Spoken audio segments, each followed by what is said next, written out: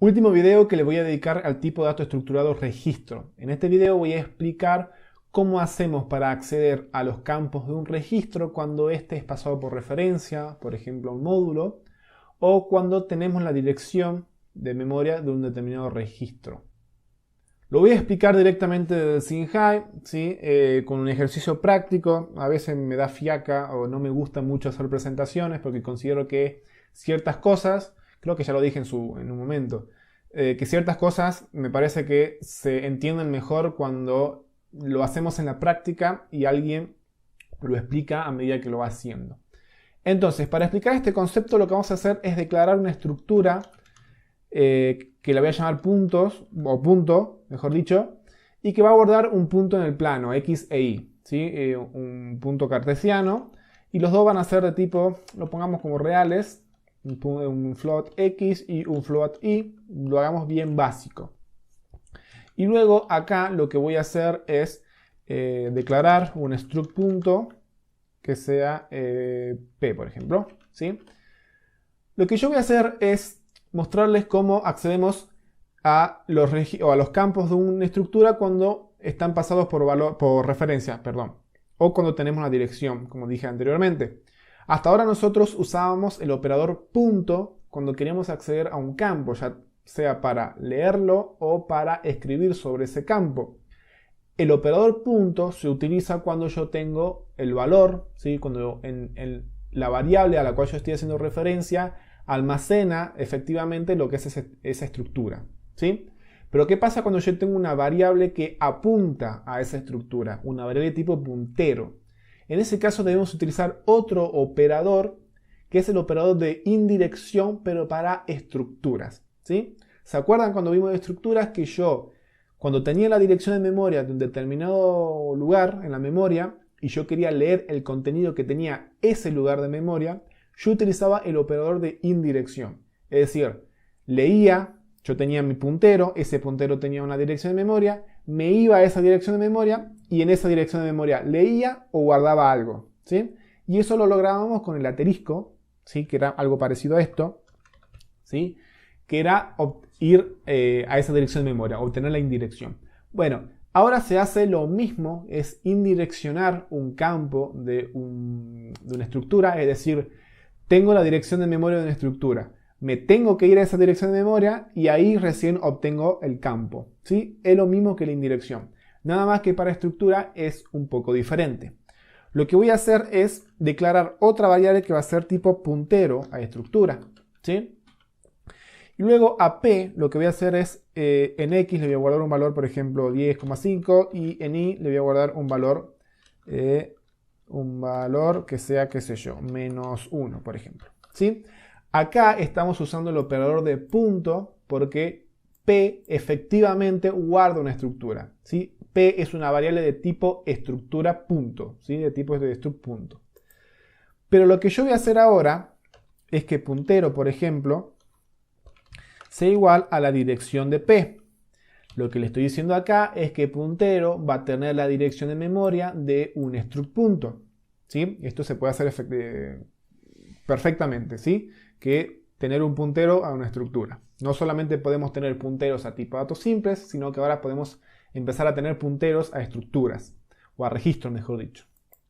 Entonces, tengo un puntero. ¿Yo cómo haría para, con el operador de desreferenciar o indireccionar lo que es este puntero? Es decir, ¿cómo haría yo para acceder a los campos de esta estructura a través del puntero? Veíamos que con la variable simple hacíamos algo como esto, ¿sí? Y yo podría pensar, bueno, puedo hacer algo como esto, es decir, hago la indirección de puntero y cuando hago la indirección de puntero hago punto X, es decir, aplico ahora el operador punto para acceder a un campo de la estructura. Sin embargo, esto con estructuras no funciona así. Esto se hace de la siguiente manera. Yo pongo el nombre del puntero, es decir, de la variable del puntero, y uso el operador flecha. Con el operador flecha accedo al campo, ¿sí? Esto lo vamos a hacer así, miren. Lo vamos a mostrar, ¿sí? Yo voy a mostrar lo que es un real y voy a hacer puntero flecha X, ¿sí? esto sería equivalente, ¿sí? Lo vamos a poner entre comillas, porque no es tan así, digamos, en realidad se debe usar esta manera. Sería equivalente a hacer asterisco puntero.x, algo como esto, ¿sí? Sería equivalente, por eso lo puse entre comillas. Y lo mismo para y. Si yo quiero mostrar esto así, esto sería equivalente a hacer la indirección del puntero y accedo al campo .i. Entonces, compilemos y mostremos que nos da esto. Y se fijan, bueno, me muestra ahí todo seguido, digamos. Pero me muestra efectivamente el 10,5 y el -1 a través de el puntero. Lo mismo yo podría hacer con el operador punto, pero ahora usando P. Si yo uso P, me tiene que mostrar exactamente lo mismo. Nada más que con P uso el punto. ¿Por qué? Porque P efectivamente guarda la estructura. Sin embargo, con puntero debe usar el operador flecha, ¿sí? Que es este, porque puntero no tiene la estructura en sí, sino que tiene la dirección de la estructura, ¿sí? Esto viene de la mano cuando nosotros necesitamos llamar funciones, ¿sí? Pasar una estructura como funciones, quise decir. Entonces yo quiero decir, bueno, por ejemplo, yo tengo un procedimiento que diga duplica punto, que lo que va a hacer es a cada punto de esa estructura lo vamos a multiplicar por 2. Entonces yo necesito que esa estructura reciba un struct punto por referencia, ¿sí? Voy a poner así. Ya dijimos que de esta manera nosotros declaramos los parámetros por referencia. Entonces lo que yo digo es que duplica punto va a recibir una estructura por referencia que va a ser de tipo punto. ¿Y por qué necesito pasarla por referencia? Porque este procedimiento va a modificar el valor del parámetro y lo va a devolver en el parámetro en sí, ¿sí? Otra cosa que yo puedo hacer es, bueno, recibir la estructura, ¿sí? Como parámetro, crear otra estructura dentro de este procedimiento, sería función ahora en realidad, y devolver en el nombre esta estructura, es decir, se convertiría como en función. Pero ¿para qué vamos a gastar crear otra estructura, ¿sí? Y devolver esta estructura cuando podemos modificar la original? Entonces lo que yo voy a hacer es, bueno, a esto ya no me va a hacer falta, esto tampoco, ¿sí? Entonces ahora lo que yo voy a hacer es, bueno, desarrollo el procedimiento, voy a copiar la cabecera y voy a desarrollarla. Lo que voy a hacer es, como digo, duplicar. Entonces, ¿qué hago? Punto, ¿sí? Y como es puntero, pasado por referencia, para obtener el valor de esa estructura efectiva, uso el operador flecha, que es el operador de indirección en registros. Entonces digo x es igual a punto flechita x por 2. ¿Sí? Y ahí estoy duplicando. Y lo mismo hago con el i. ¿Sí?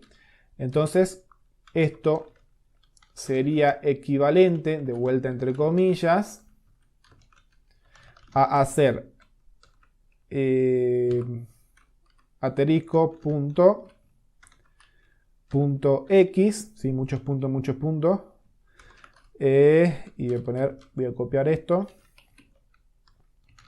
por 2, ¿sí? Como digo, sería equivalente, pero en estructura se utiliza lo que es este operador de indirección, ¿sí? Entonces, si yo ahora llamo en mi main a lo que es el procedimiento duplica punto y le paso por la dirección de P, porque es pasaje de parámetro por referencia, y luego hago un printf, lo muestro así separado, f, f, y muestro p.x y p.i.